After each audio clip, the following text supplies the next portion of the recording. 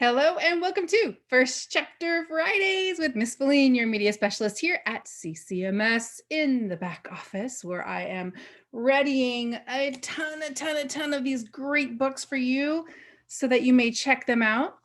Um, Continuing on with this month's theme being Black History Month, I have one of Amazon's best of the month books for you.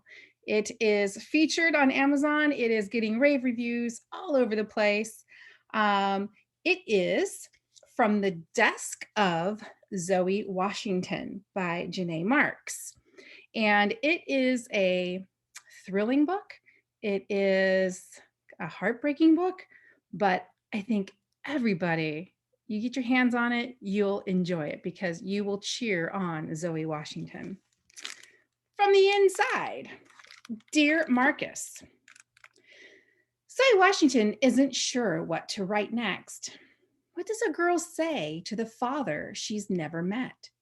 She hasn't heard from him until his letter arrived on her 12th birthday, and who's been in prison for a terrible crime. A crime he says he never committed. Could Marcus really be innocent? The truth is somewhere out there, and Zoe is determined to uncover it, even if it means hiding this letter and her investigation from her mom and stepdad.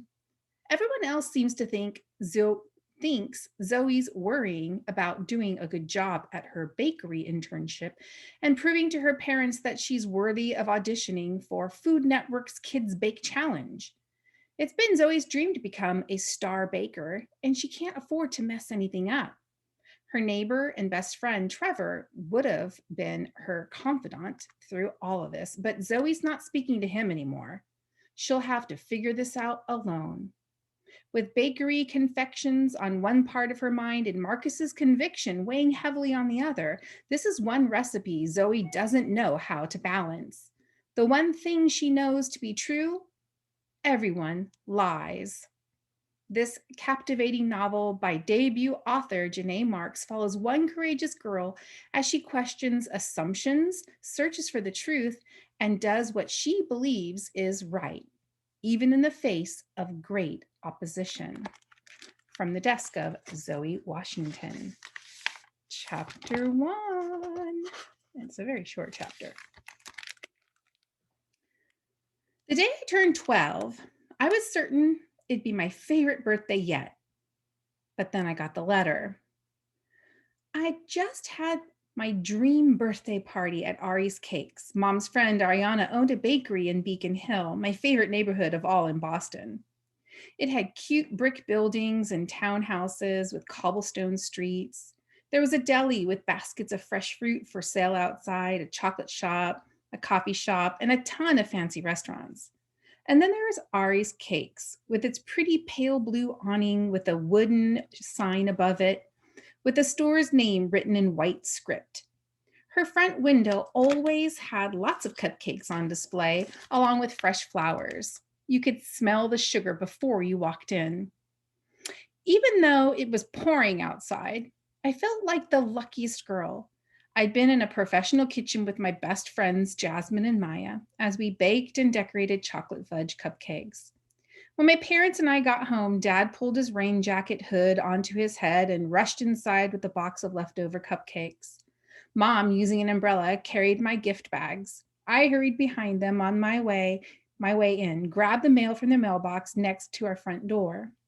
While I kicked off my sneakers in the foyer, I flipped through the envelopes, checking to see if my great aunt's birthday card arrived. She usually included money, and I was dying to add an egg separator to my baking supplies. There was a catalog with some junk mail from credit card companies, and then I spotted a plain white envelope with my name, Zoe Washington, and my address, handwritten in neat blue pen.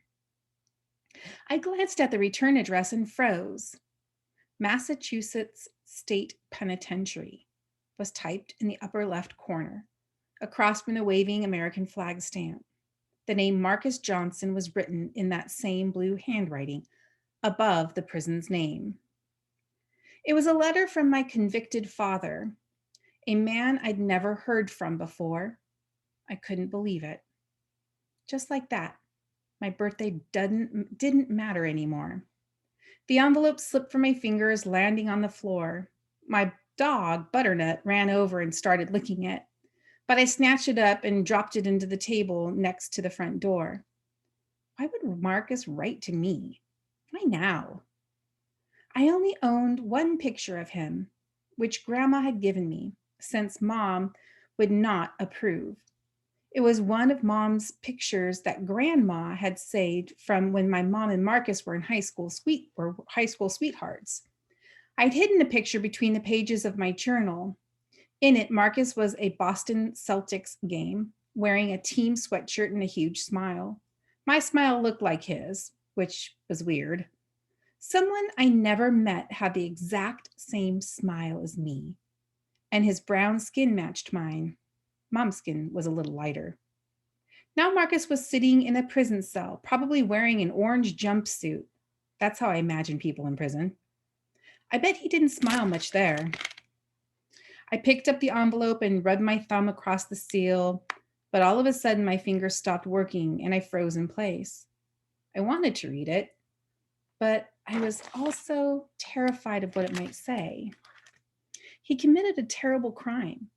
What if he'd written something scary?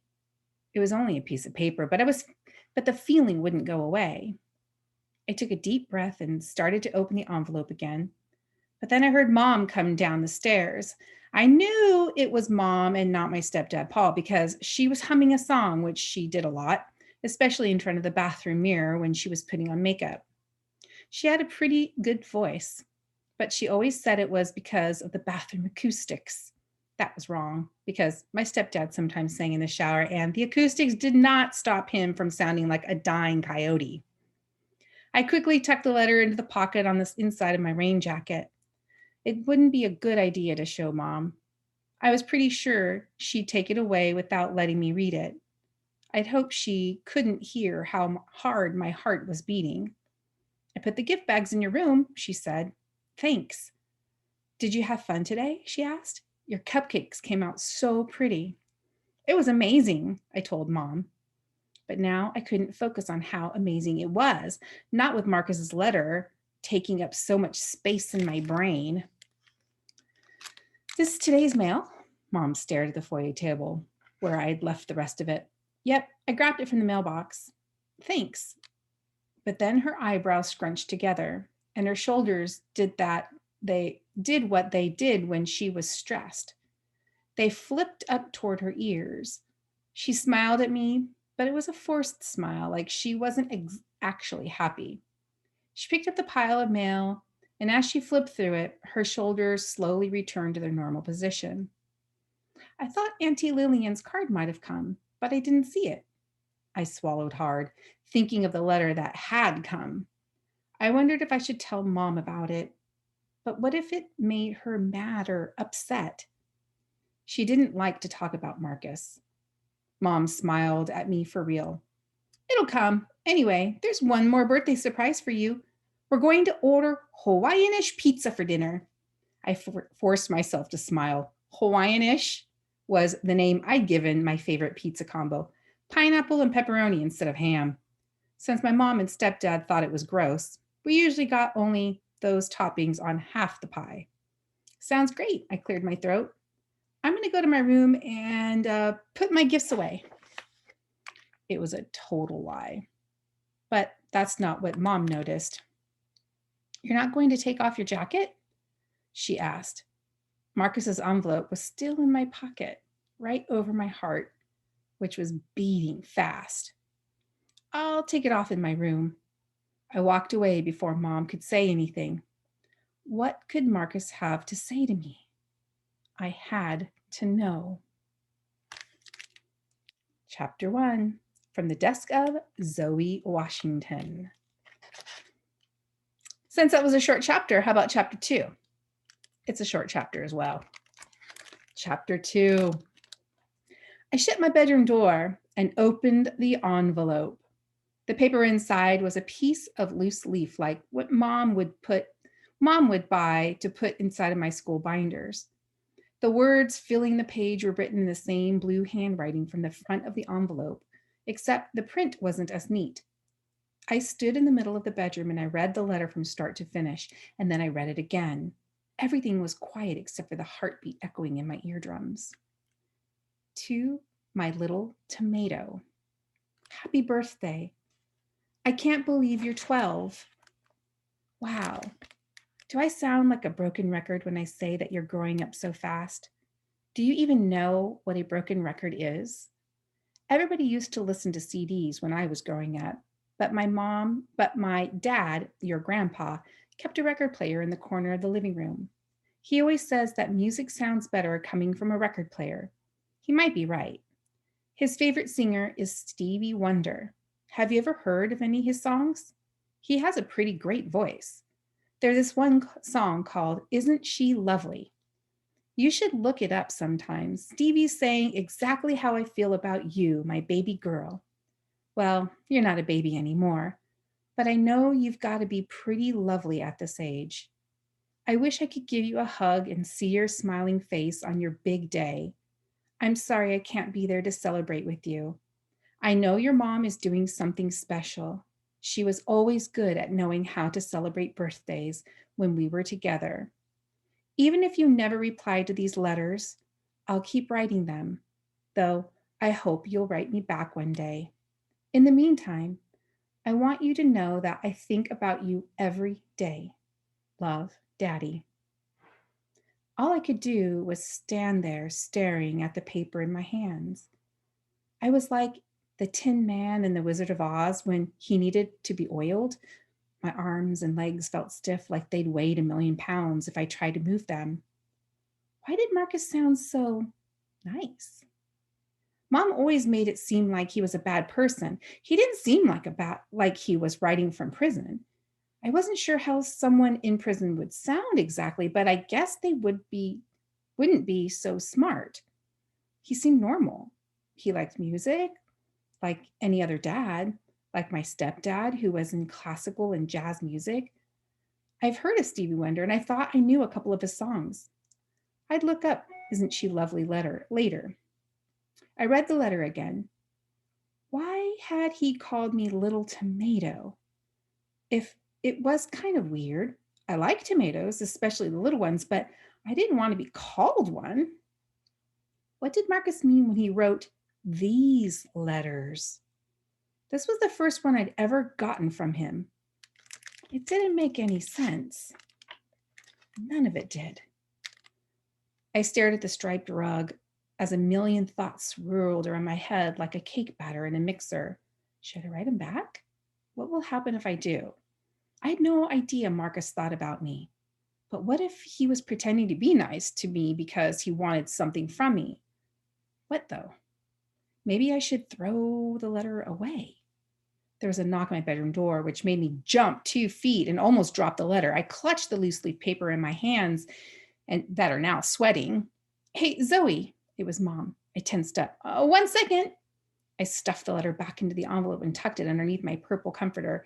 I remembered I was still wearing my jacket, so I took it off and threw it over the back of my desk chair. Then I cracked my bedroom door open. Trevor's here, Mom said. Trevor? What's he doing here? As if she could hear my thoughts, my mom said, he wants to give you his birthday present since he wasn't at your party. There was a reason for that. He wasn't invited. Can you tell him I'm busy? I whispered. Mom's glare made it clear that she was not about to do that. Please, it's my birthday, and he's not my friend anymore. Not after he made our friendship out to be a total joke. Mom's expression softened a little. When are you going to tell me what happened?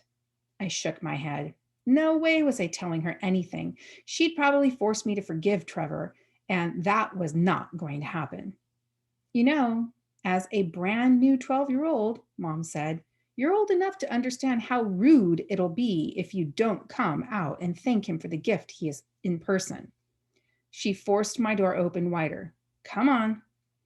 All I wanted to do was read Marcus's letter again and figure out what it all meant and what I should do next.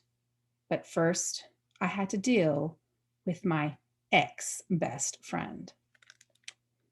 from the desk of Zoe Washington. You can check it out on Destiny Quest. Just Google CCMS Media Center, find our website, log on to Destiny, and you can search for From the Desk of Zoe Washington. Check it out, and I will email you when it's ready to be picked up. I hope you enjoyed it.